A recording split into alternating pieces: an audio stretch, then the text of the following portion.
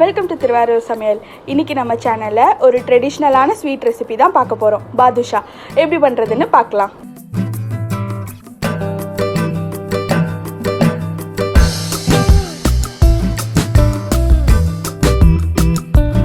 ஒரு பவுலில் 200 கிராம் மைதா, 50 grams butter, 1/2 teaspoon baking soda, கொஞ்சமாக உப்பு. இப்போ இது எல்லாத்தையும் ஒன்றா சேர்த்து விரலாலேயே பிசைஞ்சுக்கோங்க. சப்பாத்திக்கு மாவு பிசைகிற மாதிரி பிசையக்கூடாது, இது ரொம்ப சாஃப்டாக இருக்கணும். ஸோ நீங்கள் விரல்லையே இந்த மாதிரி பிசைஞ்சுக்கோங்க. இது கூட 2 டீஸ்பூன் தயிரும் சேர்த்துக்கோங்க. நான் இதில் காட்டுறதுக்கு மறந்துட்டேன். தயிர் சேர்த்துக்கிட்டாதான் உள்ள நல்லா சாஃப்டாக இருக்கும். பிரெட் கிரம்ஸ் மாதிரி உதிரி உதிரியாக இருக்கணும். அந்த அளவுக்கு எல்லாத்தையும் நல்லா மிக்ஸ் பண்ணிக்கோங்க. இப்போ அடுத்து கொஞ்சம் கொஞ்சமாக தண்ணி தெளித்து இந்த மாவை நல்லா பிசைய போகிறோம்.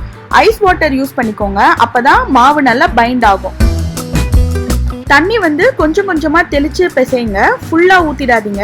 ஏன்னா இப்போ இந்த பவுலில் போட்டிருக்க மாவெல்லாம் ஒன்றா சேர்ற அளவுக்கு இருந்தால் போதும். சப்பாத்திக்கு மாவு பிசைகிற மாதிரி ரொம்ப அழுத்தமாக பிசையக்கூடாது. இது விரல்லே தான் நீங்கள் ஃபுல்லாக மிக்ஸ் பண்ணணும். இந்த பவுலில் இருக்கிற மாவெல்லாம் ஒட்டி சேர்ற வரைக்கும் நீங்கள் பிசைஞ்சா போதும். ஒருவேளை தண்ணி அதிகமாயிடுச்சுன்னா நீங்கள் இன்னும் கொஞ்சம் மைதா சேர்த்துக்கோங்க. இப்போ மாவு ரெடி ஆயிடுச்சு. இதை ஒரு 10 மினிட்ஸ் அப்படியே வச்சிருங்க. இப்போ உங்களுக்கு வேணுங்கிற சைஸில் மாவு எடுத்து கையில் இந்த மாதிரி ரவுண்ட் பண்ணிட்டு மெதுவடை மாதிரி தட்டிக்கோங்க. நடுவில் உங்கள் கட்டை விரலால் ஒரு இம்ப்ரெஷன் கொடுங்க. இப்போ இதை தனியாக எடுத்து வச்சிருங்க.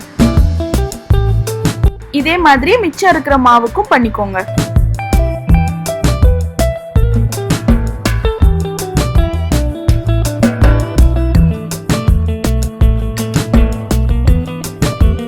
இப்போ இதை நம்ம எண்ணெயில் போட்டு பொரிச்சு எடுத்துடலாம். அதுக்கு ஒரு கடாயில் பொரிக்கிறதுக்கு தேவையான அளவு எண்ணெய் ஊற்றி மீடியம் ஹீட்டில் இதை எல்லாத்தையும் பொரிச்சு எடுங்க. ஒருவேளை நீங்கள் எண்ணெயில் போட்ட உடனே தனியாக பிரிஞ்சு வந்துருச்சுன்னா நீங்கள் பட்டர் நிறைய சேர்த்துட்டீங்கன்னு அர்த்தம். அப்போ நீங்கள் மைதா எக்ஸ்ட்ரா கொஞ்சம் போட்டுட்டு நீங்கள் எண்ணெயில் போட்டு ஃப்ரை பண்ணி எடுத்துக்கோங்க.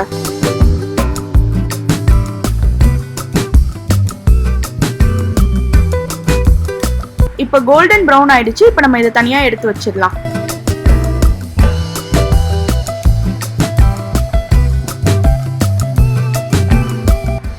இப்போ சுகர் சிரப் ரெடி பண்ணுறதுக்கு ஒரு கடாயில் 200 கிராம்ஸ் சுகர் எடுத்திருக்கேன். அது மூழ்கிற அளவுக்கு தண்ணி ஊற்றிக்கோங்க.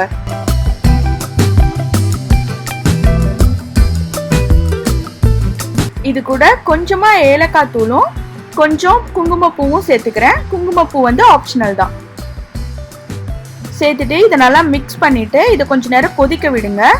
ஒருவேளை நீங்கள் சுகர் சிரப் ஃபஸ்ட்டு பண்ணுறதா இருந்தால் இதில் கொஞ்சமாக லெமன் ஜூஸ் சேர்த்துக்கோங்க. அப்போ தான் பாகு கெட்டி ஆகாமல் இருக்கும். 2 கம்பி பதம் வந்தோடனே ஸ்டவ்வை ஆஃப் பண்ணிடலாம். இப்போ நம்ம பொரிச்சு வச்சிருக்கிற பாதுஷாவை இந்த சுகர் சிரப்போடு சேர்த்து நல்லா ஒரு மிக்ஸ் பண்ணிவிட்டு ஒரு 5 மினிட்ஸ் அப்படியே விடுங்க.